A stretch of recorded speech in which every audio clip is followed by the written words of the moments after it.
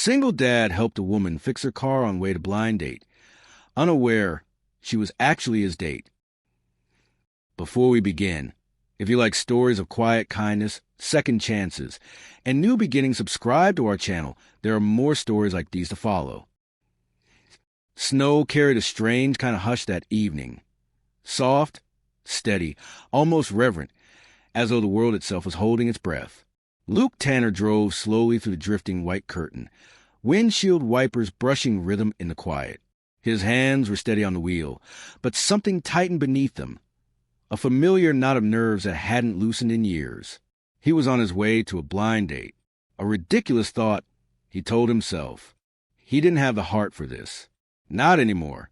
His daughter Maddie's drawing rested on the passenger seat, a crayon sketch of him with an oversized smile, holding hands with a faceless woman.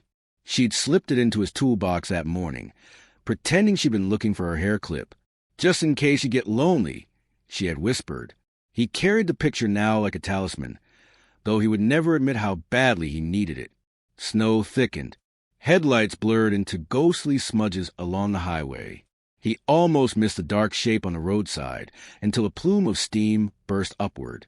A black SUV, hood half open, hazard lights stuttering like a heartbeat losing rhythm. He slowed, instinct leading before thought. Helping strangers felt like an old ritual, one of the last things his grief hadn't taken from him. The woman stepping out of the SUV looked carved from winter itself. Sleek coat, hair pinned neatly, expression composed even under the sting of cold. But exhaustion lived in her eyes, quiet and well hidden. "You okay?" he asked gently. "I'm not sure," she admitted, voice tight. "It just died on me." He lifted the hood. The engine hissed like something trying to breathe through pain. "Overheated," he said. "I can fix it." "You're a mechanic?" "Used to run a small shop," he answered. "Now I fix whatever I can from a truck." She nodded, watching his hands move. Steady, practiced, gentle the way only people who have loved deeply can be. He didn't know why she felt familiar. He didn't know she was the woman he was driving to meet. She didn't know he was the man she had been told might be good for her. All she knew was that he didn't try to impress her, didn't treat her like someone powerful or someone broken, just a person in need of help. Within minutes, the engine coughed back to life. "You're a miracle," she breathed. "Just a man with tools," he said, smiling faintly. "Get to where you're going safely, all right?" She wanted to tell him thank you in a way that matched what she felt. But gratitude had become difficult for her, tangled with a kind of ache she carried everywhere. She drove off, not knowing she would see him again in less than 30 minutes. The restaurant glowed warm against the snowfall, windows fogged with laughter and candlelight. Luke sat at a corner table, Maddie's drawing tucked into his coat. He told himself he was doing this with their friend Anita for politeness, not Hope. Hope scared him. Hope looked too much like the life he'd lost. When the door opened and the cold spilled in, he looked up out of habit and froze. She stood there in the doorway, snow caught in her hair like tiny stars. The woman from the roadside. The woman he had helped without knowing anything except the quiet sadness behind her eyes. She saw him. Recognition flickered like something delicate being born. "You're," she whispered. "You're my date," he finished softly. For a long heartbeat, the world forgot to move. They sat together awkwardly at first. Luke didn't know how to speak around the gentleness she stirred in him. Mia didn't know how to sit with someone who saw her beyond her perfect composure. It was Mia Rowan, CEO, polished, powerful, sitting across from a man who smelled faintly of engine oil and winter wind. But none of that felt like a barrier. Only a strange calm sat between them. A server poured water. Luke thanked him with quiet sincerity. Mia noticed, really noticed, how he made space for others, even when he barely had space in his own life. "You said you used to own a shop," she said. He nodded. "My wife got sick. I sold everything. Took care of her full time.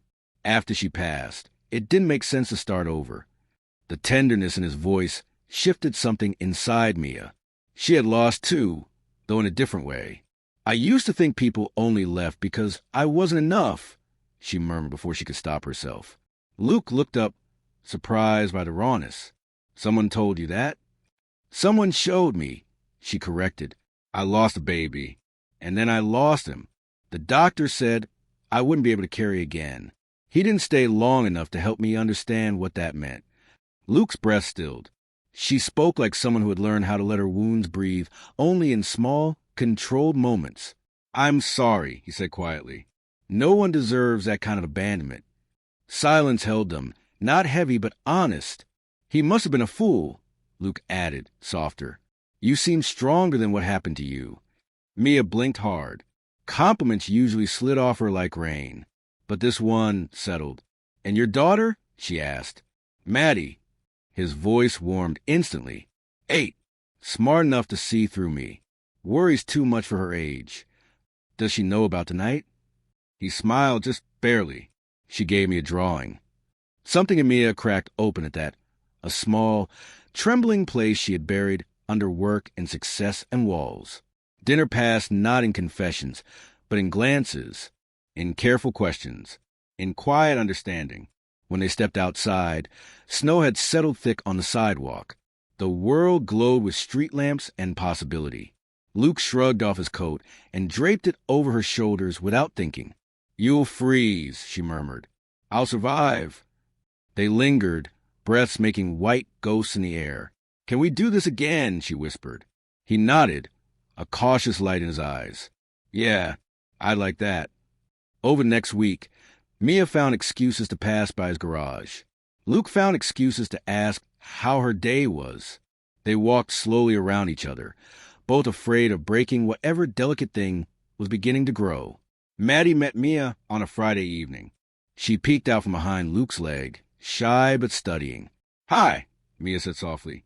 Maddie held out a slightly crooked cookie wrapped in foil. I made this. Mia knelt, accepting it like a gift far bigger than its size. It's beautiful. Luke watched them, Maddie's careful trust, Mia's trembling tenderness, and felt something shift in the universe.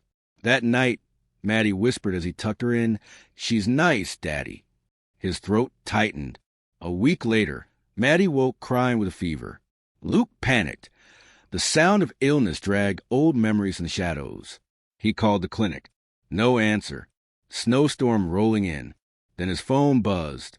Mia, Luke, you sound scared. Maddie's sick. I don't know what to do. It's happening again and I'm coming. She arrived with medicine, blankets, calm hands.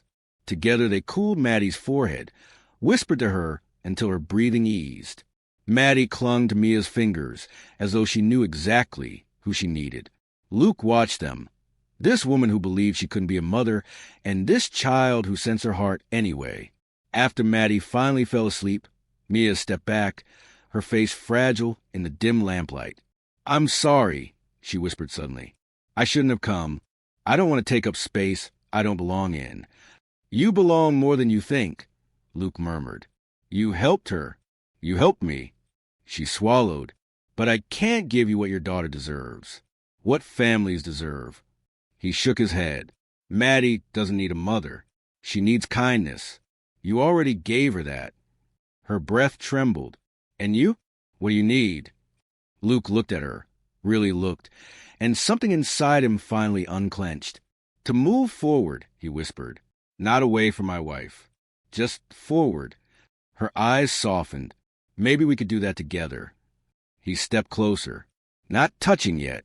Just near enough to feel her breath warm the cold between them. Yeah, he murmured. Maybe we could. Weeks later, the town held a small winter festival. Lanterns glowed along the snowy street. Music drifting like soft laughter. Maddie tugged Luke toward the booths, cheeks pink, eyes bright. Mia hesitated at the entrance, old fears rising like ghosts. But Maddie turned back.